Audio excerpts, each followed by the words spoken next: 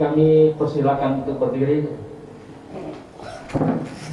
Kita akan memuliakan Tuhan dari Gita Bakti 6, 1 dan 3, bernyanyilah orang percaya. Bernyanyilah orang percaya, bergema dan bergembira terus, dalam Kristus orang bercahaya, di dalam berita kudus. Siarkanlah terang pengampunan yang terbit atas bumi gelap, sejahtera dan pembaruan yang akhirnya terjamin tetap. Mari kita masuk dalam doa pembukaan. Ya Tuhan Allah Bapa yang kami puji, kami sembah dan kami muliakan di dalam Tuhan Yesus Kristus. Kami bersyukur karena dari hari ke hari, dalam suka dan duka, Engkau selalu setia menjaga dan menolong kami. Kami bersyukur karena masih diberikan kesempatan bersama untuk beribadah. Berkatilah persekutuan kami dan kuduskanlah agar berkenan kepadamu. Dalam nama Tuhan Yesus kami berdoa. Amin. Kita akan menyanyi dari Kidung 578 ayat 1 dan 2, karena kasih-Nya padaku. Karena kasih-Nya padaku, Yesus datang ke dunia. Ia telah memberi hidupnya gantiku yang bercela.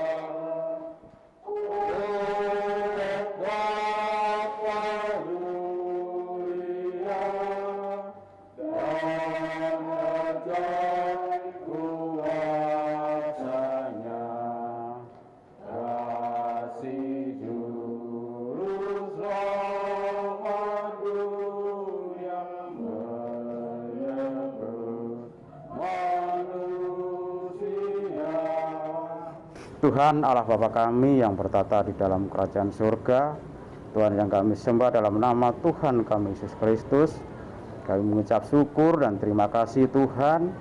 Terima kasih Tuhan, kami boleh hadir di keluarga Bapak Muslim Manau pada malam hari ini. Ya Tuhan, kami akan membaca dan merenungkan sebagian pada firman Tuhan. Berkatilah kami yang hadir pada malam hari ini.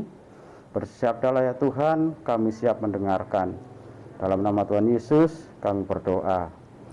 Kami undang Bapak Ibu untuk bangkit berdiri. Saya akan membacakan untuk Bapak Ibu sekalian dari 2 Korintus 9 ayat 1 sampai 5 dengan perikop pengumpulan uang untuk Yerusalem, tentang pelayanan kepada orang-orang kudus.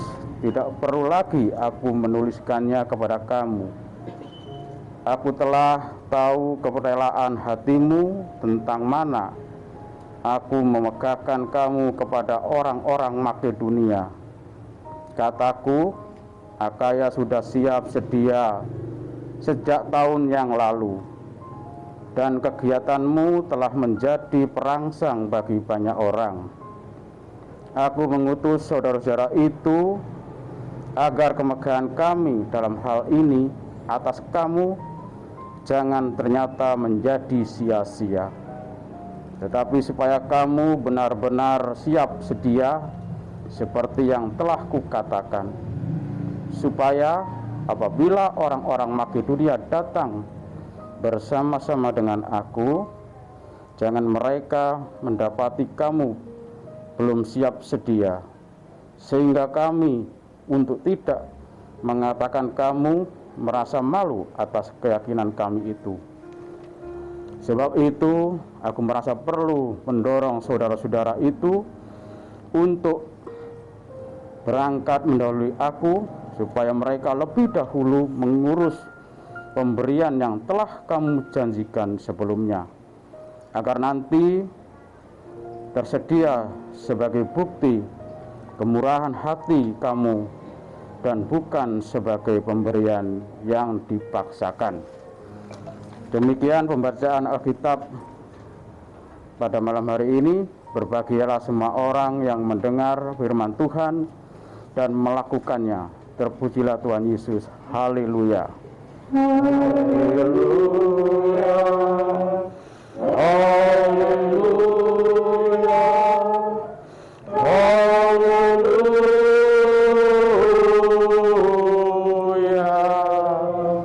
Bapak Ibu silakan duduk kembali.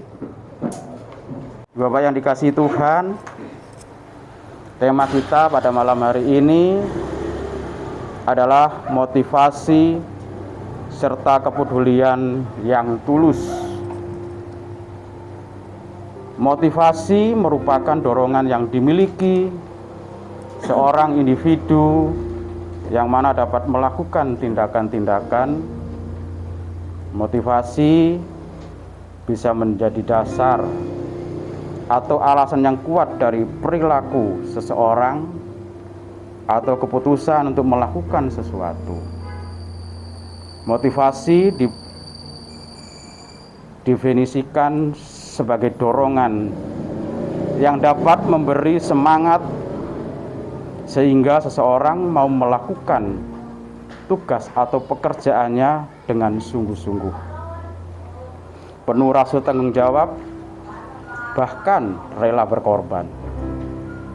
Motivasi memiliki aspek tingkah laku yang normatif, sehingga apa yang hendak dilakukan dipicu oleh kehendak diri seseorang dan bisa memberi dampak yang positif atas apa yang dikerjakannya atau yang dilakukannya. Warga gereja memiliki motivasi yang positif untuk melakukan pekerjaan-pekerjaan yang baik yang didasari dengan semangat pada pekerjaan-pekerjaan yang didasari dengan semangat pada keteladanan Tuhan Yesus. Sehingga warga gereja umumnya berperilaku yang mau peduli terhadap sesama dan lingkungannya. Tidak jarang kita mendengar bahkan melihat warga gereja aktif dalam kegiatan-kegiatan sosial masyarakat. Apalagi saat masyarakat sedang berada di masa-masa yang sulit seperti pandemi atau bencana alam. Warga gereja nampak memberi bantuan, dukungan, dana, bahkan terjun langsung untuk membantu pertolongan sebagai bukti nyata hidup yang peduli dan mengasihi sesama yang membutuhkan. Ibu bapak yang dikasihi Tuhan, yang melatar belakangi bagian surat Rasul Paulus kepada jemaat di Korintus adalah soal bagaimana jemaat yang satu memperhatikan atau membantu jemaat yang lain. Rasul Paulus menulis surat kepada jemaat di Korintus karena pada saat itu jemaat Kristen di Yerusalem sedang mengalami kesulitan secara ekonomi. Kepada jemaat di Korintus, Rasul Paulus mengingatkan agar jemaat Kristen di Yerusalem kiranya mendapat perhatian. Jemaat di Yerusalem memerlukan bantuan dari jemaat-jemaat Kristen lainnya. termasuk jemaat Korintus. Jemaat Kristen di Yerusalem kini berada dalam keadaan kekurangan yang amat sangat. Memang pada kenyataannya situasi jemaat-jemaat satu dengan yang lain itu berbeda. Jemaat Korintus adalah jemaat yang secara ekonomi hidup berkelimpahan, sangat berkelimpahan. Jadi pada saat itu mereka memiliki apa yang ada. Sedangkan jemaat-jemaat di Makedonia yang walaupun secara ekonomi mereka hidup dalam keadaan serba kekurangan, mereka mengalami berbagai pencobaan, dalam berbagai penderitaan, tetapi sukacita mereka meluap, dan meskipun mereka miskin, namun mereka kaya dalam kemurahan. Seperti terdapat dalam 2 Korintus 8 ayat yang kedua. Karena itu kepada jemaat di Korintus, Rasul Paulus meminta mereka untuk membantu jemaat yang ada di Yerusalem. Caranya adalah jemaat Korintus digugah hatinya, memakai sikap dengan cara hidup jemaat di Makedonia, yang walaupun secara ekonomi mereka kekurangan, tetapi mereka telah menyatakan kesungguhannya untuk turut dalam membantu kesulitan jemaat Kristen di Yerusalem.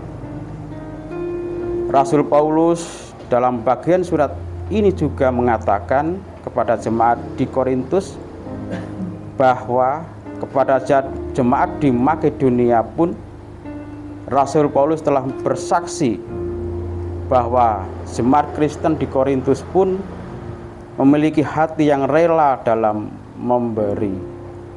Dan Rasul Paulus membanggakan hal itu kepada jemaat di Makedonia. Apa yang Rasul Paulus tuliskan kepada jemaat di Korintus ini merupakan cara memberi motivasi dan dorongan untuk membantu jemaat di Yerusalem. Rasul Paulus mendorong lahirnya aksi solidaritas untuk menolong jemaat di Yerusalem. Ibu Bapak yang dikasihi Tuhan, mengapa Rasul Paulus menghimbau jemaat di Korintus tentang hal ini? Yang pertama, karena ternyata bahwa sudah setahun yang lalu setelah berencana aksi solidaritas ini dinyatakan, belum juga ada aksi dari jemaat Korintus untuk membantu jemaat di Yerusalem. Yang kedua, karena Rasul Paulus telah terlanjur memuji kebaikan hati dan kerelaan memberi dari jemaat Korintus kepada jemaat di Makedonia, yang walaupun mereka miskin secara materi, tetapi mereka kaya dalam kemurahan. Yang ketiga, Rasul Paulus mengingatkan hal ini kepada jemaat Korintus agar Rasul Paulus tidak merasa malu dan tidak sia-sia apa yang telah Rasul Paulus nyatakan kepada jemaat di Makedonia. Hal yang dilakukan Rasul Paulus ini juga adalah agar jemaat Makedonia yang miskin secara ekonomi ini tahu akan sikap dan perilaku jemaat di Korintus. Tadinya Rasul Paulus berencana berangkat bersama-sama dengan jemaat di Makedonia ke Yerusalem, tetapi kemudian Rasul Paulus mengurungkan niatnya dan mengutus jemaat Makedonia ini lebih dahulu pergi ke Yerusalem untuk mengurus semua bantuan dari jemaat-jemaat, termasuk jika ada bantuan dari Korintus sebagaimana yang mereka telah janjikan setahun yang lalu. Kalau Rasul Paulus meminta agar jemaat-jemaat dapat membantu jemaat di Yerusalem, adalah agar jemaat-jemaat ikut merasakan kekurangan dan penderitaan yang dialami oleh jemaat di Yerusalem. Memang gerakan untuk membantu jemaat di Korintus itu bukan suatu keharusan, tetapi himbauan untuk peduli terhadap sesama jemaat yang kekurangan, tentu dengan sukarela dan tidak dipaksakan. Hal ini yang perlu kita perhatikan juga dari himbauan Rasul Paulus ini kepada jemaat-jemaat untuk membantu jemaat di Yerusalem adalah tidak hanya terserah kerelaan dalam arti serelanya, tetapi lebih dari itu niat ini untuk membantu haruslah merupakan suatu yang dikehendaki. Apa yang dikatakan oleh Rasul Paulus dipahami sebagai bukan hanya mendorong jemaat untuk hal memberi. Dalam hal ini memberi bantuan secara materi, tetapi harus dilihat dari aspek yang lebih penting dari hanya sekedar memberi, yaitu tentang hal pelayanan. Seperti halnya yang terjadi di gereja kita GBIB saat ini yang sedang melaksanakan pesta iman, pemilihan presbiter, diaken, dan penatua periode 2022-2027 yang sudah berlangsung. Mari kita memberikan diri kita sebagai bentuk panggilan kita dalam pelayanan kita di gereja kita. Kita siapkan hati kita untuk memasuki pembinaan pada tanggal 23 dan 24 Juli yang akan datang.